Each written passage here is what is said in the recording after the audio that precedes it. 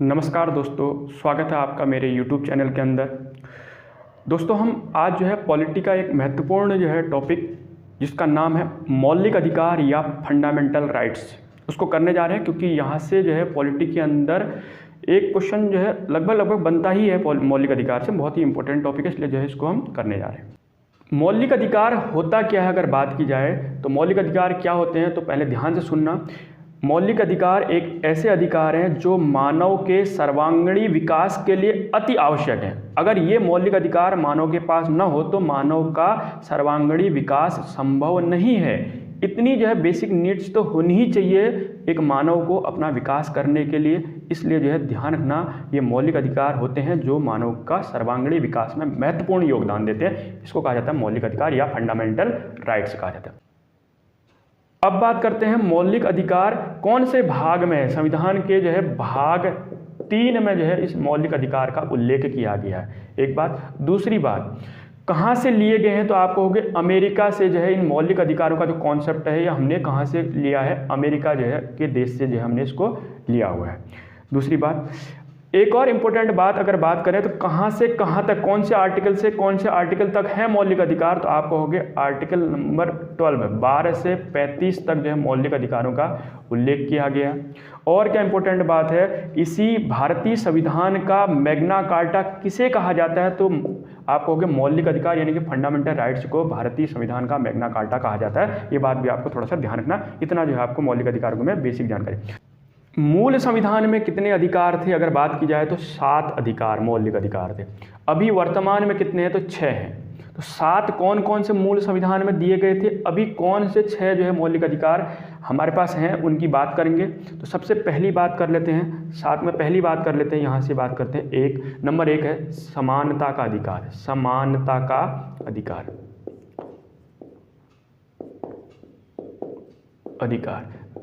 ठीक है ना। दूसरी बात करते हैं, दूसरा है स्वतंत्रता का अधिकार। स्वतंत्रता का अधिकार।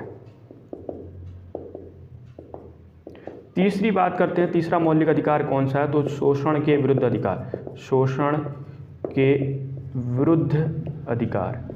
चौथी की बात करते हैं तो वो कौन सा है, तो हम बोलेंगे धार्मिक स्वतंत्रता का अधिकार। धार्मिक स्वतंत्रता का अधिकार। उसके अलावा 5वां कौन सा मौलिक अधिकार था, तो बात करेंगे शिक्षा एवं संस्कृति। शिक्षा एवं संस्कृति का अधिकार, ठीक है ना। और छठा और 7वां मैं यहाँ लिख देता हूँ। छठा कौन सा है, तो छठे की बात कर लेते हैं, तो हम कहेंगे संपत्ति का अधिकार।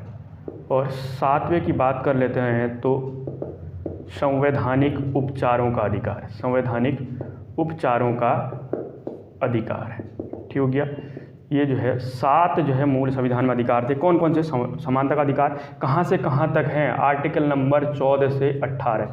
स्वतंत्रता का अधिकार कहाँ से हैं, 19 से लेकर 22 तक। शोषण के विरुद्ध अधिकार कौन सा, 23 और 24 जो है शोषण के विरुद्ध अधिकार है, 23 और 24।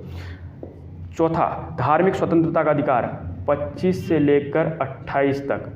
और शिक्षा एवं संस्कृति का अधिकार 29 और 30 के अंदर जो बात की गई है। संपत्ति का अधिकार आर्टिकल नंबर 31 में था आर्टिकल 31 में। और संवैधानिक उपचारों का अधिकार जिसको डॉक्टर भीमराव अम्बेडकर ने संविधान की आत्मा का है, संवैधानिक उपचारों का अधिकार आर्टिकल नंबर 32 के अंदर जो है बात की गई है। ये 7 मौलिक अधिकार मूल संविधान में थे। अब जो है ध्यान क्या रखना है यहाँ पर को, 44वां संविधान संशोधन। 44वां संविधान संशोधन। तो 44वां संविधान संशोधन कब हुआ, तो ध्यान रखना 1970, 4 और 4 8, 1978 ईस्वी में 44वां संविधान संशोधन के द्वारा जो आर्टिकल 31 के अंदर संपत्ति का अधिकार था, इस अधिकार को मौलिक अधिकार की श्रेणी से हटा दिया गया।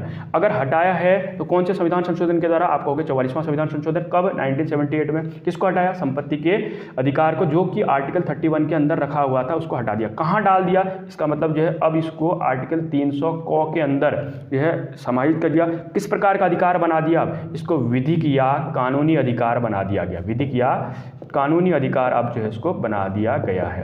संपत्ति के अधिकार को क्यों हटाया गया?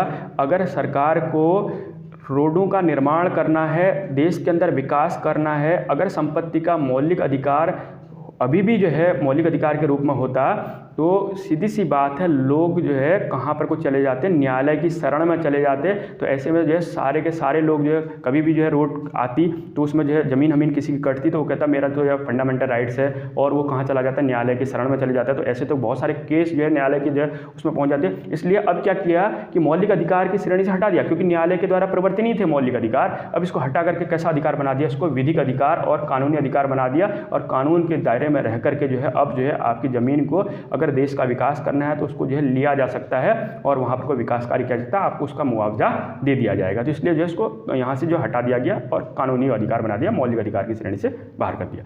क्लियर की बात है। तो अभी वर्तमान में कितने हैं मौलिक अधिकार? तो 6 मौलिक अधिकार है। कितने मौलिक अधिकार है? 6 मौलिक अधिकार हैं। ये ध्यान रखना कौन कौन से, एक बार मैं बात कर रहा हूँ। समानता का अधिकार 14 से 18, स्वतंत्रता का अधिकार 19 से लेकर 22 तक, उसके बाद शोषण के विरुद्ध अधिकार 23 और 24, और धार्मिक स्वतंत्रता का अधिकार 25 से 28। उसके अलावा जो है बात करते हैं शिक्षा एवं संस्कृति का अधिकार कौन सा, 29 और 30, और लास्ट जो है संवैधानिक उपचारों का अधिकार आर्टिकल 32 के अंदर है। ये आपको ध्यान रखना। अब हम एक एक करके जो है इनमें बात करेंगे। तो सबसे पहली बात करते हैं आर्टिकल 12 की। आर्टिकल 12 में क्या है? देखो, आर्टिकल 12 में राज्यों को परिभाषित किया गया। किसको परिभाषित किया गया? राज्य को परिभाषित किया गया। आप कहोगे राज्य को परिभाषित किया गया, इसका मतलब क्या है? ऐसा परिभाषित कर दिया। जो राज्य का मतलब यहाँ पर कोई ऐसा नहीं है कि उत्तराखंड है, यूपी है, या जो है आप जो है कहो कि भाई मध्य प्रदेश है।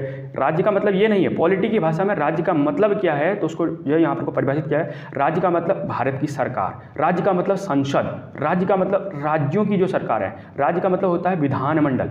सभी स्थानीय निकाय जिनके पास भी जो है कानून बनाने की शक्ति या उसको जो है लागू करने की शक्ति होती है, वो सारे के सारे जो है राज्य के अंतर्गत आते हैं। तो राज्य को जो है 12 के अंदर परिभाषित किया गया। ये बात आपको ध्यान रखनी है। आर्टिकल नंबर 12 हो गया। आर्टिकल नंबर 13 के अंदर क्या है? तो आप कहोगे आर्टिकल 13 के अंदर है, इंपॉर्टेंट क्या है? न्यायालय को मूल अधिकारों का सजग प्रहरी बनाया गया है।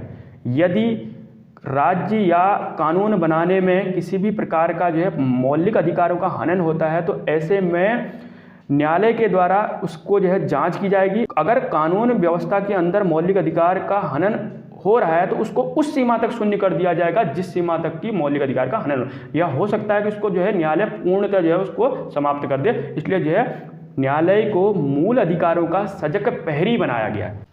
समानता की बात करते हैं तो समानता का अधिकार है जो पहला मौलिक अधिकार है, वो बात करते हैं। 12 और 13 में केवल जो है उसमें 12 को जो है राज्य को परिभाषित था और 13 में जो है न्यायालय को इसका सजग प्रहरी बनाया गया। अब बात करते हैं मूल अधिकारों की। सबसे पहला है समानता का अधिकार। कहाँ से हैं? आर्टिकल नंबर 14 से 18 तक में जो है बात की गई। तो आर्टिकल नंबर 14 के अंदर क्या है तो इसकी बात करें तो देखो ध्यान से सुनना। राज्य प्रत्येक व्यक्ति को विधि के समक्ष समानता और विधि के समान संरक्षण से वंचित नहीं करेगा। तो दो शब्दों को ध्यान रखना, विधि के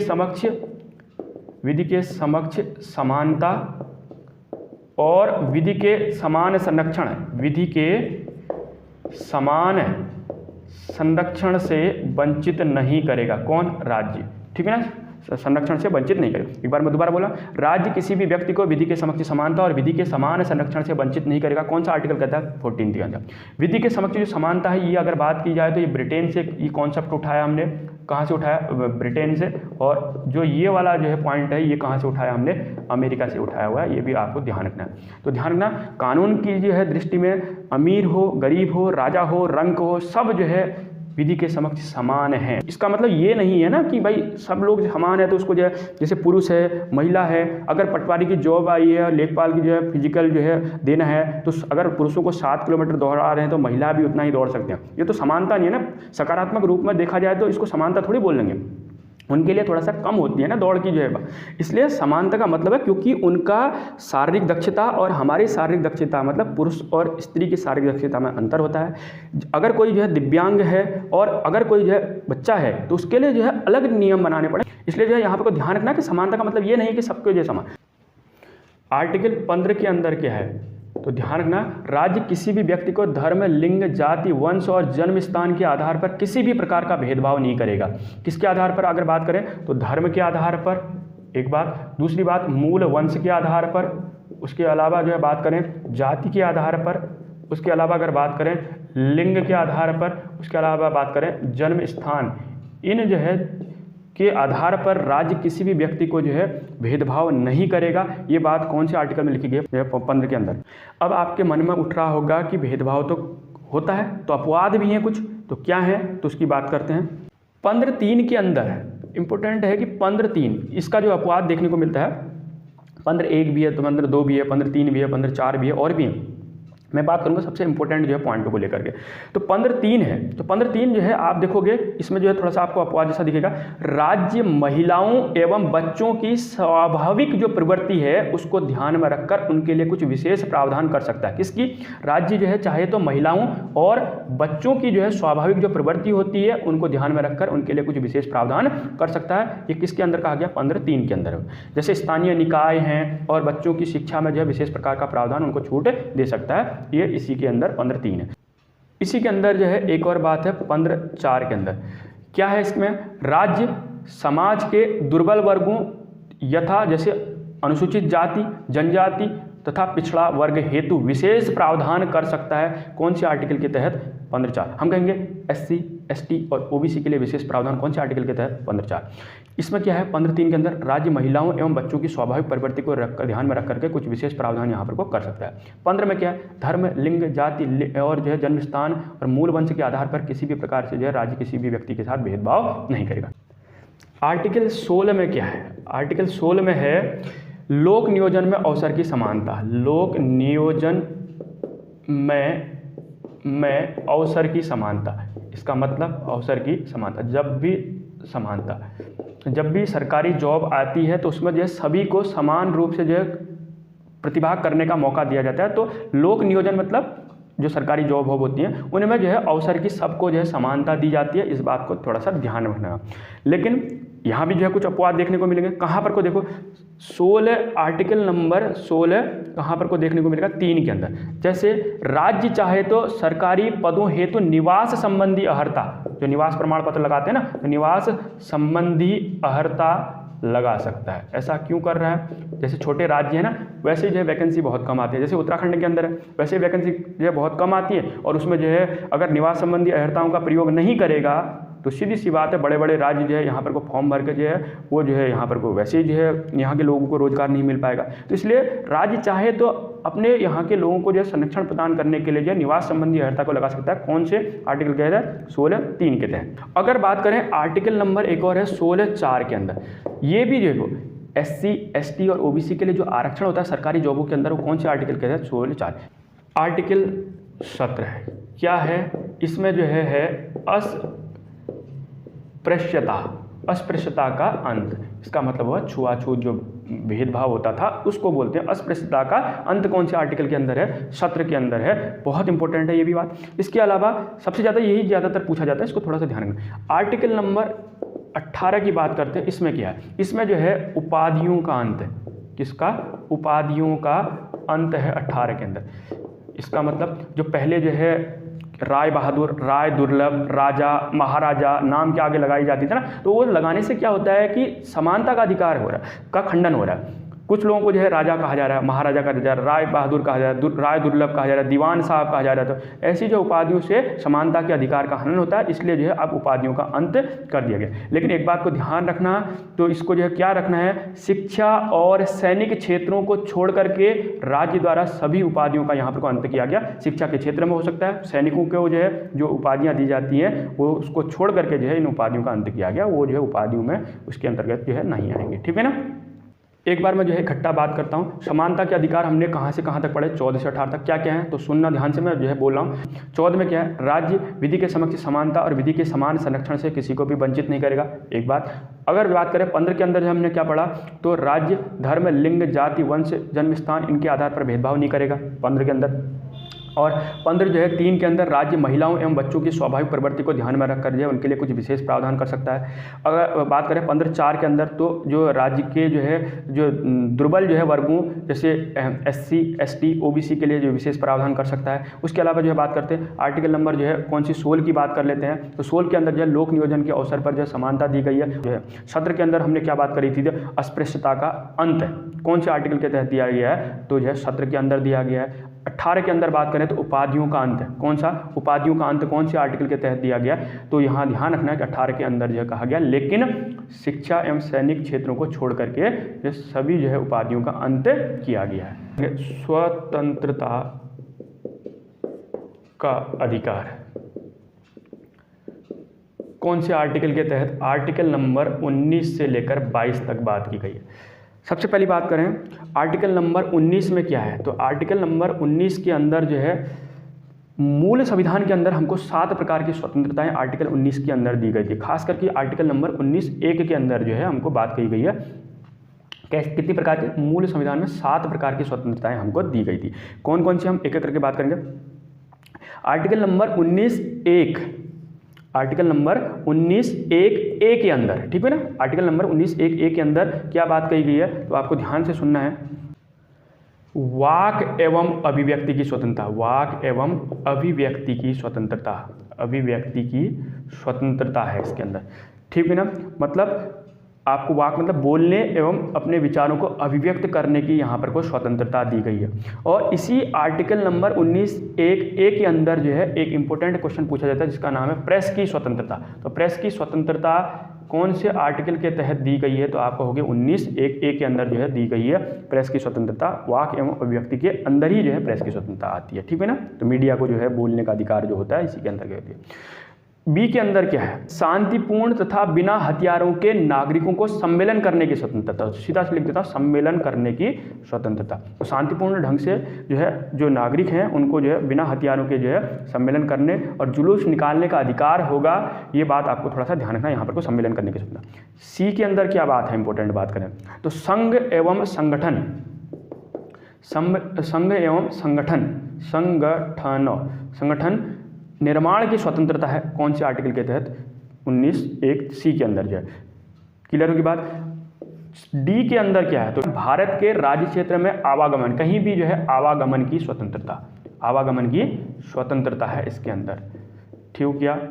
अगली बात करते हैं ई के अंदर क्या है, तो ई के अंदर जो है आपको ध्यान रखना है भारत के राज्य क्षेत्र में किसी भी भाग में निवास करने की स्वतंत्रता, निवास करने की स्वतंत्रता। और ई के बाद जो है हम बात करें एफ के अंदर क्या है, तो एफ के अंदर जो है संपत्ति का अधिकार यहाँ पर को भी था, संपत्ति का अधिकार था। लेकिन जो है आप भी जानते हो 44वां संविधान संशोधन 1978 के द्वारा इस संपत्ति के अधिकार को मौलिक अधिकार से हटा करके आर्टिकल 300 क के अंदर विधिक या कानूनी अधिकार बना दिया गया। यह बात हमने पहले भी पढ़ चुके हैं, तो थोड़ा सा ध्यान रखना, इसको हटा दिया गया। अब क्या कर दिया गया, इसको हटा दिया गया, इसको मैं ब्रैकेट के अंदर डाला। उसके बाद एफ, उसके बाद जो है बात करते हैं जी के अंदर। 19(g) के अंदर क्या है, तो बात करेंगे अपनी रुचि का व्यवसाय करने की स्वतंत्रता, व्यवसाय करने की स्वतंत्रता है इसके अंदर। तो हम कहेंगे आर्टिकल 19(1) के अंदर जो है मूल संविधान में 7 प्रकार की स्वतंत्रता दी गई थी, अभी वर्तमान में 6 प्रकार की स्वतंत्रता है। और उसी के अंदर जो है पहला है ABCD करके, तो पहला है वाक एवं अभिव्यक्ति स्वतंत्रता, बोलने और अपने विचारों को अभिव्यक्ति करने की स्वतंत्रता है। और इसी के अंदर जो है 19(1)(a) के अंदर ही जो है प्रेस की स्वतंत्रता दी गई है। तो कौन से आर्टिकल के तहत प्रेस की स्वतंत्रता है, तो यहाँ पर ध्यान रखना है। उसके अलावा बात करें जैसे जो है हम जो है तिरंगा झंडा जो है हमको जो फहराने की स्वतंत्रता है, इसी के अंदर है। एक प्रकार के जो है तिरंगा झंडा जो है जो फहराना है वो भी जो है एक प्रकार का अभिव्यक्ति है, तो वो भी जो है इसी के अंदर आता है, वाक एवं अभिव्यक्ति के अंदर। दूसरा आपको जो है क्या है, शांतिपूर्ण तथा बिना हथियारों के जो है सम्मेलन करने की स्वतंत्रता है। उसके अलावा संघ एवं संगठन बनाने की स्वतंत्रता है। बहुत से प्रकार के जो है संघ और संगठन जो है बनाए जा सकते हैं और बनाए जाते हैं, लेकिन एक बात का ध्यान रखना, यहाँ पर को जो है सैनिकों के द्वारा जो है संघ और संगठन नहीं बनाया जाता। अगर जो है सैनिक लोग जो है अपना संगठन बनाने लग गए तो हो गया फिर देश की रक्षा। इसलिए ध्यान रखना कि सैनिक और जो भी रक्षा से संबंधित जो व्यक्ति हैं उनको जो है संघ या संगठन बनाने की स्वतंत्रता यहाँ पर को नहीं है।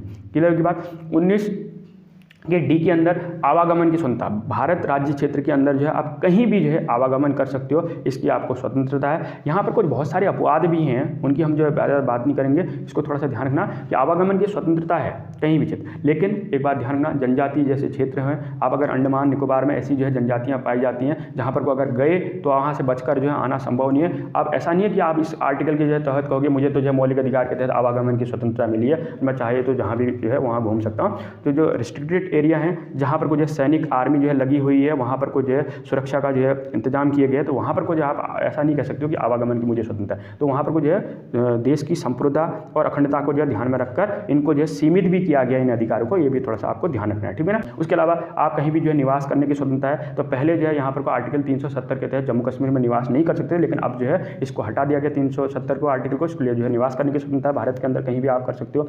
और उसके अलावा संपत्ति के अधिकार को हटा दिया गया, इसकी तो हम बात ही नहीं करेंगे, इसको हटा दिया। उसके बाद जब व्यवसाय, आपको जो है कोई भी जो है अपनी रुचि का व्यवसाय करने की स्वतंत्रता है। एक बात ध्यान क्या रखना है इसमें, व्यवसाय करने के, लेकिन शराब वराब जो खोलना है तो उसके लिए जो आपको लाइसेंस लेना पड़ेगा। जैसे जो केमिकल से संबंधित जो है कोई काम कर रहे हो तो उसके लिए लाइसेंस लेना पड़ेगा आप लोगों को। और उसके अलावा जो है जैसे बम हम जो है बनाने के लिए फैक्ट्री में काम करें तो उसका जो है कोई व्यवसाय संबंधित कर ले तो वो चीज़ जो है लाइसेंस के अंदर जो चीज़ें आती है उनको जो है लेना पड़ेगा। उसके अलावा जो है आपको अपने रुचि का जो है व्यवसाय करने की यहाँ पर को स्वतंत्रता है। ये कौन सा जो है आर्टिकल देता है हमको, आर्टिकल 19 के अंदर जो है इस प्रकार की हमको स्वतंत्रता दी गई है। क्लियर होगी बात। आर्टिकल 20 के अंदर क्या है, अगर आर्टिकल 20 के अंदर बात करें तो अपराधों के लिए दोष सिद्धि से संरक्षण, अपराधों के लिए दोष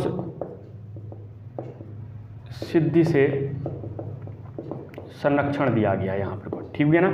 अब क्या है इसको थोड़ा सा समझते हैं, मेरी बात को ध्यान से सुना। 2-3 बातें हैं। एक है कार्यतर विधि से संरक्षण, इसको समझना, कार्यतर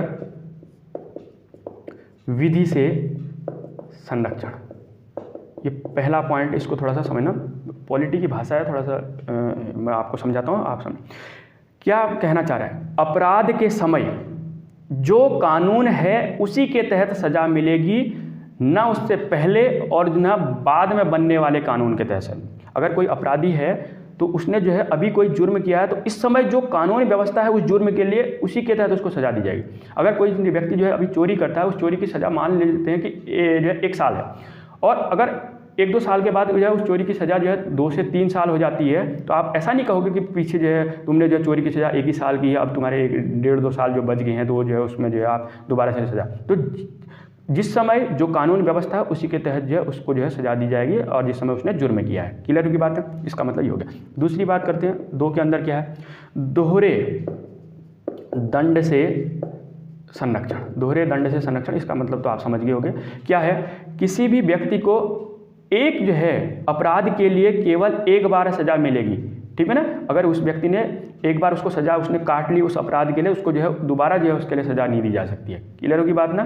तो एक अपराध के लिए 1 बार सजा दी जाएगी, अगर वो अपराध फिर दूसरा कोई करता है तो उसके लिए फिर उसका दोबारा सजा दी, लेकिन एक अपराध के लिए केवल 1 ही बार सजा होगी। ये है दोहरे दंड से करा। तीसरी बात करें, तीसरा क्या है, आत्मभिसंसन। आत्मभिसंसन, बहुत शब्दावली में थोड़ा सा ध्यान रखना, से संरक्षण है। क्लियर होगी बात। इसका मतलब क्या होता है इसको समझा रहा हूँ आपको। किसी भी व्यक्ति को स्वयं के विरुद्ध न्यायालय में गवाही देने के लिए आप बाध्य नहीं कर सकते हो। अब ये यहाँ पर कोई लिखा गया है कौन से मौलिक अधिकार के अंदर, आर्टिकल नंबर 20 के अंदर। एक बार मैं दोबारा बोला, आर्टिकल आपको हो गया 20 के अंदर क्या है, तो अपराधियों के लिए दोष सिद्धि से संरक्षण, मतलब अपराधियों को भी जो है दोष सिद्ध होने से पहले जो क्या संरक्षण है, कार्यतर विधि से संरक्षण। मतलब अगर बात करें तो अपराध के समय जो कानून व्यवस्था उसी के तहत जो उसको सजा मिलेगी। अगर पहले और बाद में जो है कानून में परिवर्तन होता है तो अब जो है उसको उसके तहत सजा नहीं दी जाएगी, जो उसने उस समय किया है जुर्म, उसके समय जो है जो कानून व्यवस्था थी उसी के तहत दी जाएगी। दोहरे दंड से कराधान, किसी भी व्यक्ति को एक अपराध के लिए केवल 1 बार सजा मिलेगी। आत्मभिसंसन से संरक्षण का मतलब होता है किसी भी व्यक्ति को स्वयं के विरुद्ध जो है न्यायालय में गवाही देने के लिए आप बाध्य नहीं कर सकते हो, इस बात को ध्यान रखना। तो ये 3 बातें जो है यहाँ पर को समझ में आपको आ गई होंगी। दोस्तों आज के लिए इतना ही, इससे आगे जो हम अगले दिन पढ़ेंगे और अगली वीडियो में। धन्यवाद।